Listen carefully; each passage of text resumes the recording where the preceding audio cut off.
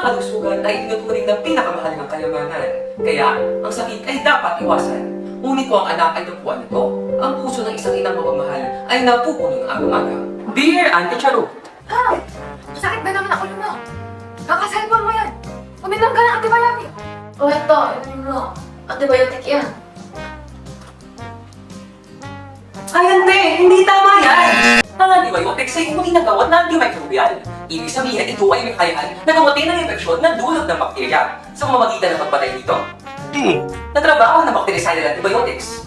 O ang pagbabagal, at tuluyang pagpigil sa magdami nito, natrabaho naman ng bacteriostatic antibiotics. Isipin natin na ang lobong ito ay isang bakterya. Ano kaya ang mangyayari kung ilagay natin siya sa apoy? Tulad ka, no?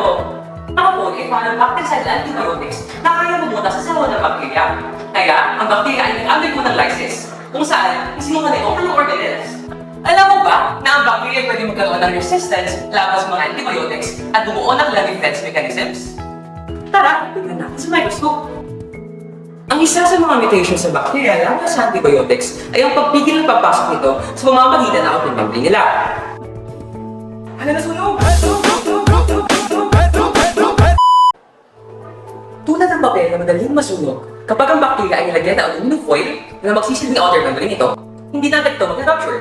Ang huling halimbawa ay ang kakayahan ng bakterya na ibahin ang shape ng target site ng antibiotics upang hindi ito magkasya. Akala mo may chemistry kayo? No, no, no! Hindi kayo compatible.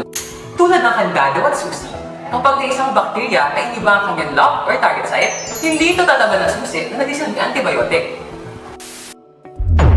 Ang sige, ang tubig. Ang sige,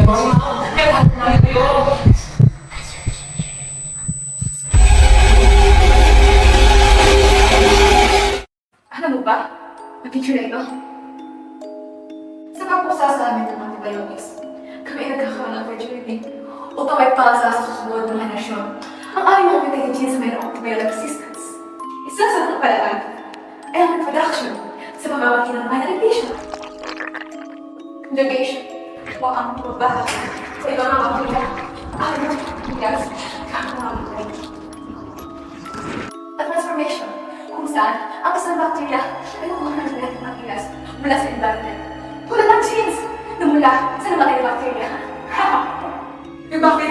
Bakit masakit madalas ito? High rate of exposure of bacteria and antibiotics. Dahil na just them developing resistance. Huwag ang antibiotics kung hindi naman kailangan. Umasos na po upang maiwasan na ang bakterya na dudulot ng sakit mo ay magkaroon ng antibiotic resistance.